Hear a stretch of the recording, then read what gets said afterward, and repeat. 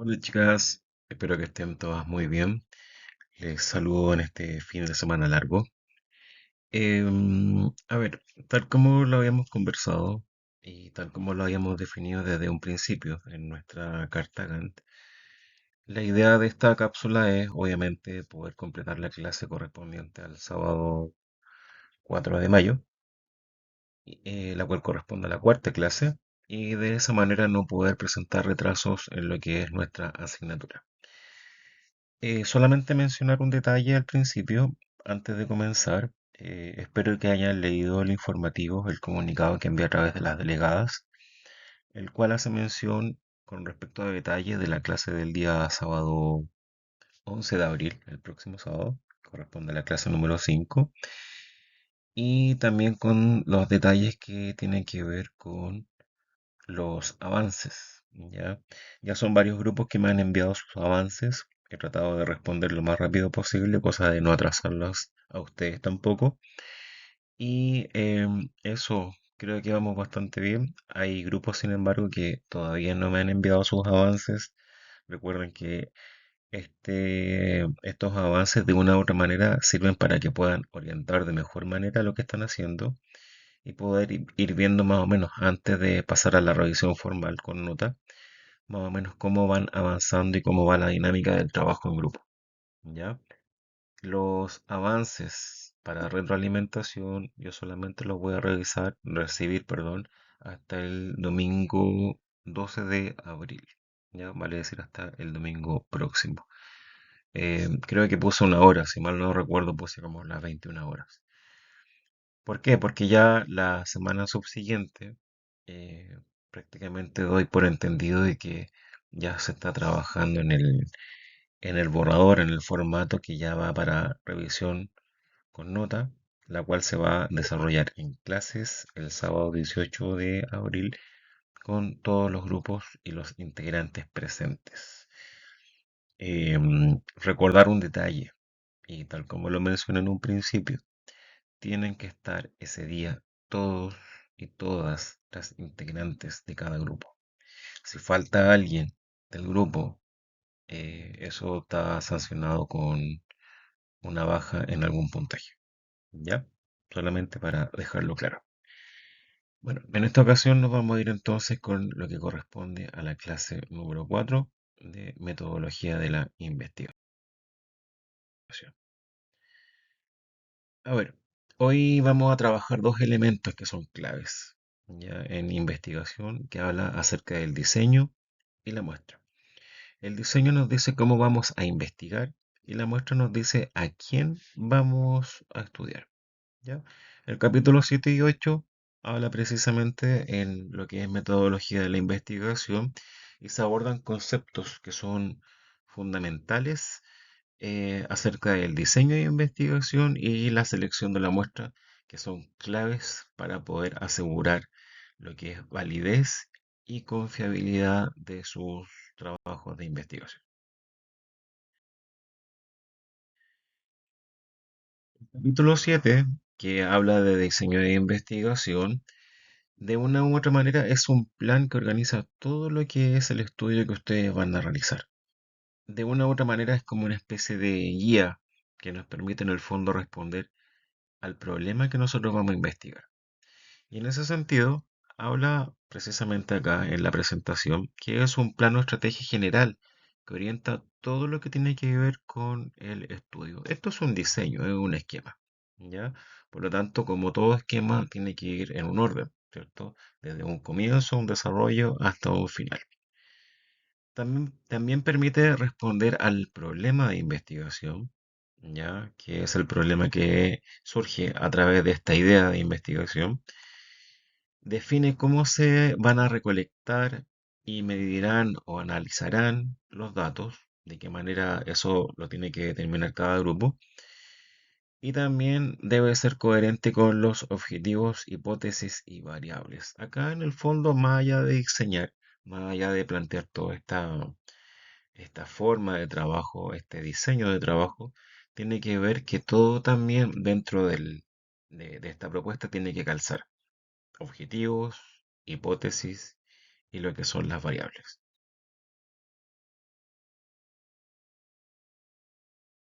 La importancia que tiene el diseño, a ver, es totalmente relevante porque primero proporciona la estructura a lo que es el estudio, permite también controlar lo que son las variables, recuerden que existen las variables dependientes e independientes, asegura que los resultados sean totalmente válidos, evita errores que sean de carácter metodológico y facilita la interpretación de los resultados, que esa es finalmente lo que tiene que ver con un análisis ya más cuantitativo.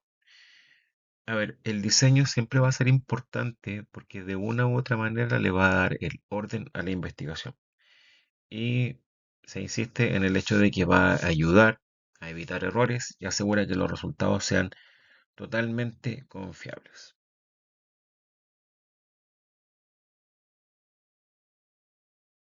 En cuanto al tipo de diseño, vamos a hablar de cuatro tipos, que es primero que todo el diseño experimental, el diseño no experimental, el transversal y el longitudinal.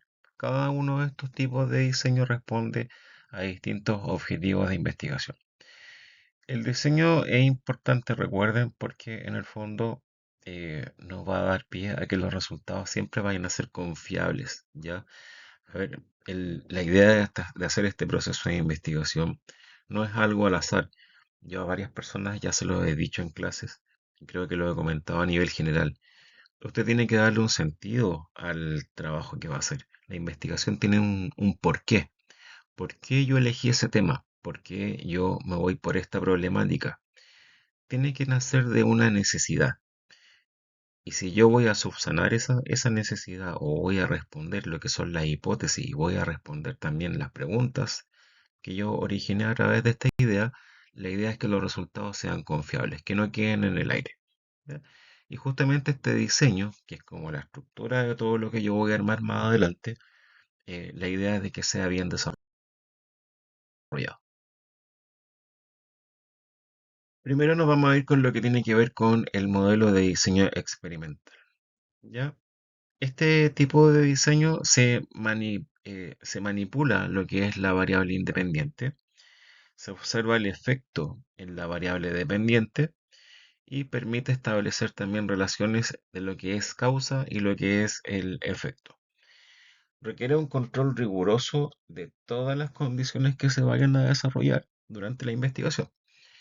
En el diseño experimental, el investigador en el fondo, ¿qué es lo que hace? Interviene, es decir, cambia algo intencionalmente para que vaya a ocurrir según lo esperado.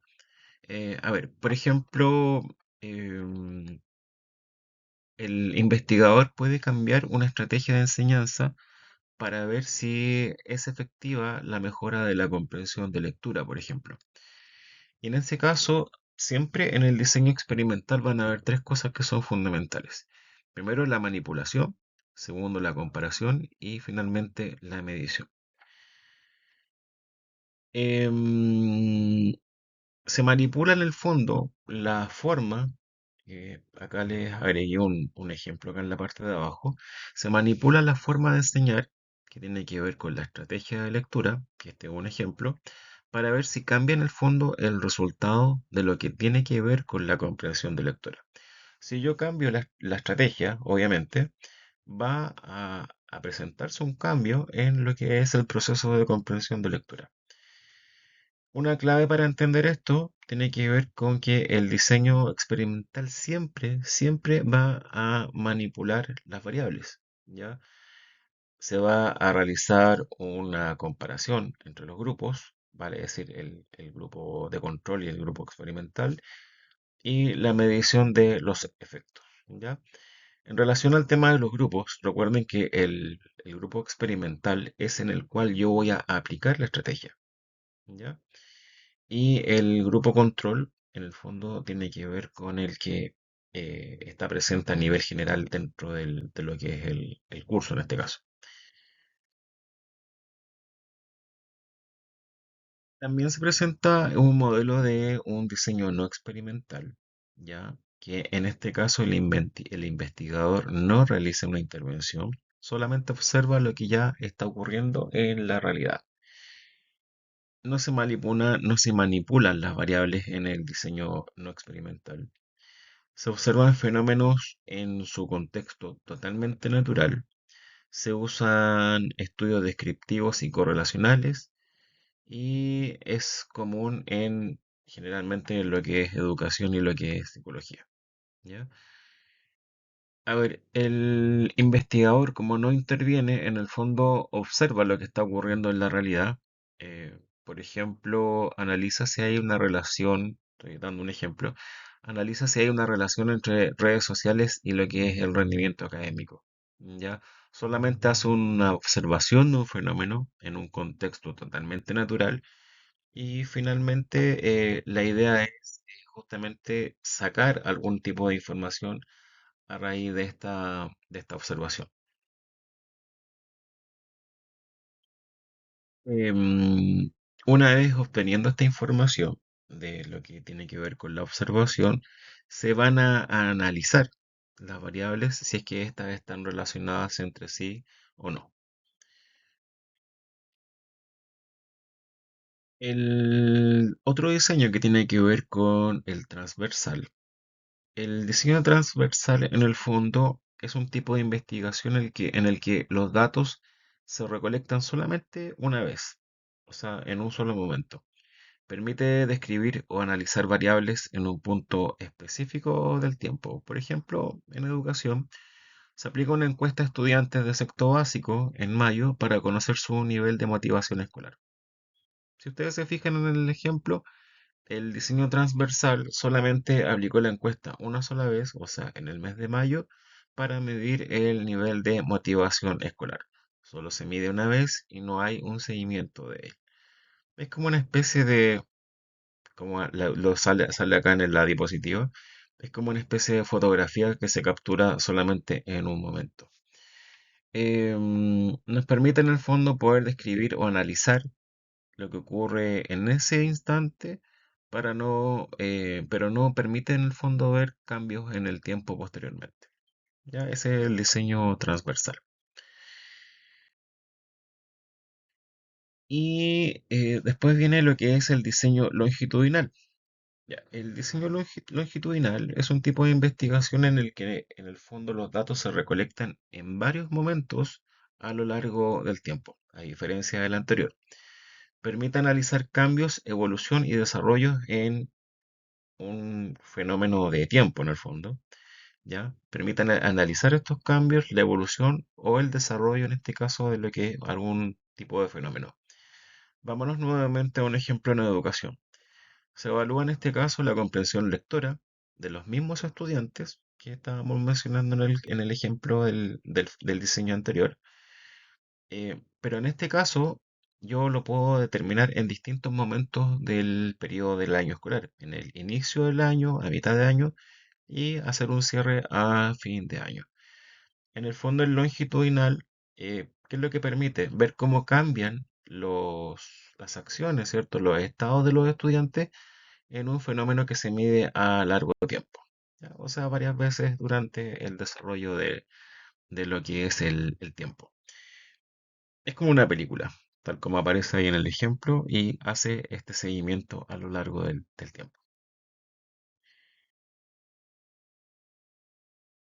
Cuando nuevamente nos dirigimos a lo que son los conceptos de variables, estas se van a definir en el fondo que son características que pueden cambiar, se pueden clasificar como independiente o dependiente, como lo es, por ejemplo, lo que es la motivación. La motivación, recuerden que es totalmente independiente y el rendimiento, obviamente en este caso, va a ser dependiente. Depende, siempre va a ser dependencia de lo que es la motivación, ¿cierto? Lo que va a ejercer cierto dominio sobre lo que es el rendimiento. Y estas, en el fondo, lo que son las variables, son esenciales para poder establecer un análisis científico, ¿ya? Em, Permiten en el fondo poder hacer un análisis más profundo y explicar cómo se desarrollan los fenómenos de esta investigación.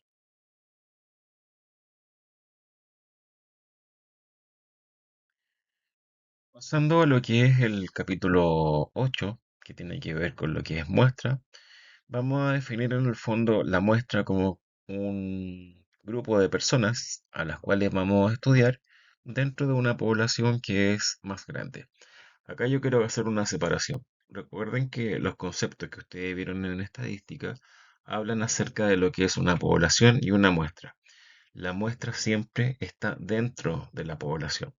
¿Cuál es la idea? Poder ubicar su investigación en un espacio-tiempo y que no quede en el fondo en el aire. Vámonos a un ejemplo súper concreto. Creo que lo mencioné en clases.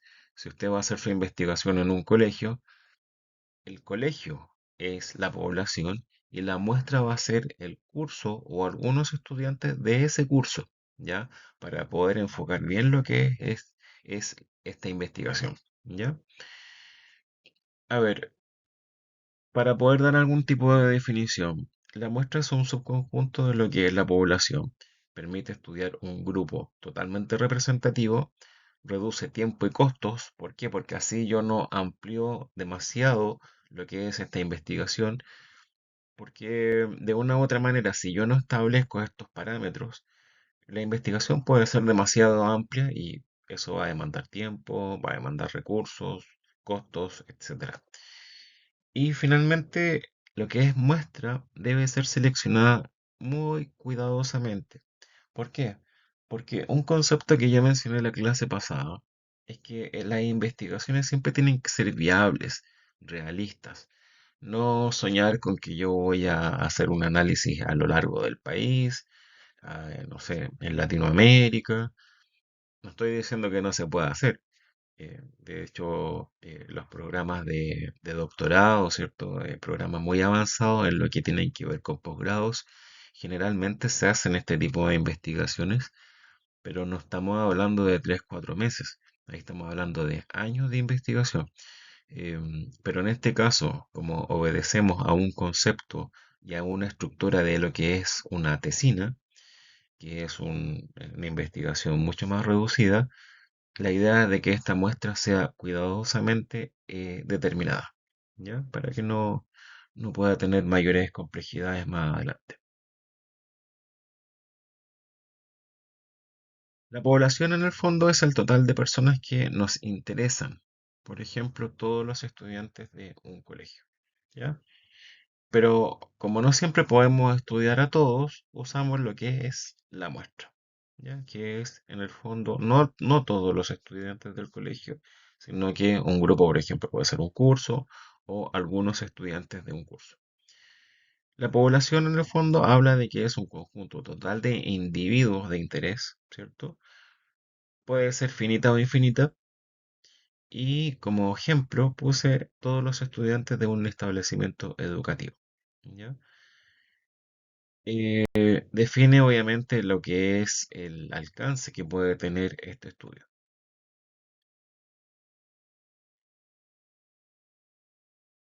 Tipo de muestra. Existen dos tipos de muestra que el primero tiene que ver con el tipo de muestra probabilística y el no probabilística. La diferencia principal en el fondo tiene que ver con cómo se seleccionan los participantes de esta investigación. La probabilística selecciona de manera aleatoria, ¿ya? Para poder tener mayor validez. En el fondo no es algo tan eh, puntual, ¿cierto? Sino que la elección, ¿cierto? De lo que son los participantes de esta investigación es totalmente aleatoria. A través de una tómbola, a través de, no sé, alguna especie de ruleta, por dar algún ejemplo, cosa de que esto sea totalmente como al azar, ¿ya? Es probabilística. La no probabilística, hay una selección totalmente intencional. Yo quiero utilizar, por ejemplo, a todas las personas para mi investigación con ciertas características, estatura, género, edad, etcétera. Hay una intención en lo que es la selección. Y obviamente la selección que usted vaya a realizar va a depender 100% del diseño, el objetivo del estudio y a qué o a quién va dirigido, ¿ya? Pero estos tipos de muestras, que son estos dos, finalmente se determinan una o de manera aleatoria o la otra de manera totalmente intencional. La muestra probabilística, ¿ya? Todos tienen la misma probabilidad en el fondo de ser elegidos, ¿ya? Todos los elementos tienen la misma probabilidad. Permite en el fondo generalizar lo que son los resultados. Y un ejemplo bastante bueno es el muestreo aleatorio simple, ¿ya? Em, Esto tiene mayor rigor científico en el sentido de que no es no es una muestra tan subjetiva, ya es más objetiva en el sentido de que yo no elijo las personas como de manera muy puntual, sino que la elijo de manera totalmente al azar, ¿ya? De una u otra manera permite que los resultados sean más confiables y totalmente generalizables, ¿ya? En cambio, la muestra no probabilística, ¿cierto? Selecciona según los criterios que necesita el investigador. Ya hay ciertos parámetros que yo me fijé para poder determinar a quiénes voy a utilizar como elementos para mi investigación. Hay una conveniencia totalmente intencional en esto. Esto de una u otra manera también presenta una menor generalización. Acá la investigación y la selección es totalmente subjetiva, ¿ya? Porque en el fondo es el investigador, ¿cierto? El que determina ciertos parámetros para poder elegir, ¿cierto? Lo que es la muestra. Es muy útil este tipo de muestra para lo que son los estudios totalmente exploratorios, ¿ya? Es más fácil de aplicar esta muestra, pero los resultados en el fondo no siempre se pueden generalizar, ¿ya? ¿Por qué? Porque, insisto, es muy puntual. Yo voy dirigido y mi muestra solamente va a elegir y va a seleccionar a las personas que cumplan con ciertos criterios. Entonces no es algo generalizado como la probabilística, ¿ya? Recuerden que la probabilística es totalmente objetiva, es totalmente generalizada. En cambio, esta no, esta es totalmente subjetiva.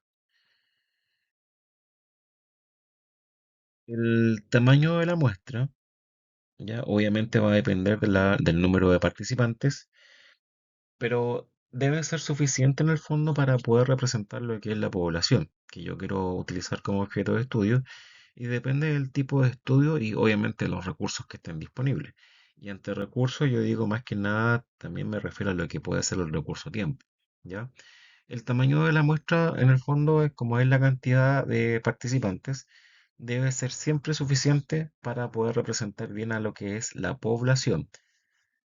Muestra, vuelvo a repetir tal como lo dije hace un momento, la muestra se saca de la población. Vuelvo a dar el ejemplo. La población en este caso puede ser el colegio, ¿cierto? O la universidad o el instituto. Y la muestra son un grupo de estudiantes dentro de la escuela, dentro de la universidad o instituto que yo voy a utilizar para poder realizar esta investigación. La selección de la muestra, ¿ya? Acá hay un proceso en el fondo en el cual yo tengo que utilizar ciertos criterios para poder elegir a los participantes. Debe ser totalmente coherente con el diseño y en el fondo debe influir en la validez de los resultados. Em, Siempre seleccionar la muestra es clave para que en el fondo el proceso de investigación tenga éxito, ¿ya? Si elegimos mal a los participantes, los resultados van a ser poco confiables. A ver, siempre determinar criterios y eso lo tiene que determinar el grupo. Por ejemplo, si yo voy a hacer diferenciaciones de género, eso siempre tiene que ser muy determinado desde el principio, ya tiene que en el fondo ser coherente con el diseño que yo establecí desde el principio. Ahora, ¿por qué? Porque obviamente hay ciertos parámetros en donde, por ejemplo, la diferencia de género puede ser favorable o no favorable en alguno de ambos casos, ¿ya?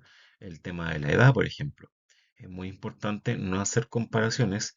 Imaginémonos nuevamente en este escenario de lo que es la población escuela, no utilizar muestras que, por ejemplo, tengan mucha variación de edad. Por ejemplo, utilizar estudiantes de primer ciclo de enseñanza básica, por ejemplo, estudiantes de tercero básico, en comparación con estudiantes, por ejemplo, de octavo básico. La brecha es grande, primero en edad, segundo en conocimiento, en capacidades, en un índice madurativo. Por lo tanto, hay una brecha que de una u otra manera lo diferencia y de una u otra manera los datos van a ser totalmente poco confiables.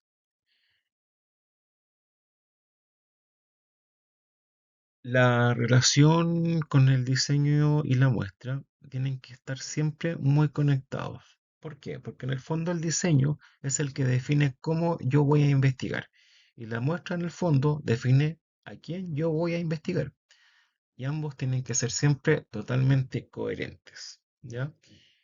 Nuevamente menciono, el diseño define cómo yo voy a investigar, la muestra define a quién voy a investigar y ambos tienen que estar totalmente alineados para poder obtener finalmente resultados totalmente válidos. ¿Ya? A ver, como conclusión, y para ir cerrando más o menos lo que es esta clase. El diseño, ¿cierto? Organiza lo que es la investigación. La muestra permite obtener datos representativos. eh, Ambos son esenciales para lo que va a ser la validez científica, la validez de mi investigación, y su correcta aplicación siempre va a asegurar que los resultados, ¿cierto?, sean totalmente confiables. El diseño, recuerden que permite obtener datos a través de una organización previa de lo que es la investigación. Si ambos, tanto el diseño como la muestra, están bien definidos, siempre la investigación va a ser válida y totalmente confiable. ¿Ya? A ver, esto es como un aspecto totalmente bien fundamental de lo que es la investigación. Por lo tanto, yo las invito a que eh, traten de ir armando esto de la manera más confiable posible, establezcan estos parámetros que tienen que ver con lo que es el diseño, ¿cierto? De cómo se va a organizar esta investigación y determinar siempre, siempre lo que es la muestra y la población, obviamente, de mi objeto de investigación. Si yo no establezco la muestra y la población, antes de poder empezar con la estructura de la investigación, el trabajo en el fondo queda en el aire, no tengo una base. Por lo tanto, siempre es muy importante determinar esto antes de poder seguir con los demás pasos, ¿ya? Eso más o menos lo que tiene que ver con los capítulos de hoy día. Em, Creo que no se me queda nada todavía en deuda. Y sí, eso más que nada sería lo que es la clase de hoy día, ¿ya? Recuerden que este video lo pueden ver las veces que quieran, ¿ya? Va a estar publicado tanto en Moodle como en este canal de YouTube que en el fondo permite que de una u otra manera sea más accesible para todas y todo. Eso, chicas y chicos, espero que estén muy bien. Les envío un gran saludo. Preparen su material, no se atrasen con lo que son los avances para poder revisarlo y hacerles la retroalimentación correspondiente. ¿Ya? Que estén muy bien y espero haya sido lo más claro posible este video. Que estén muy bien. Nos vemos en clase el próximo sábado.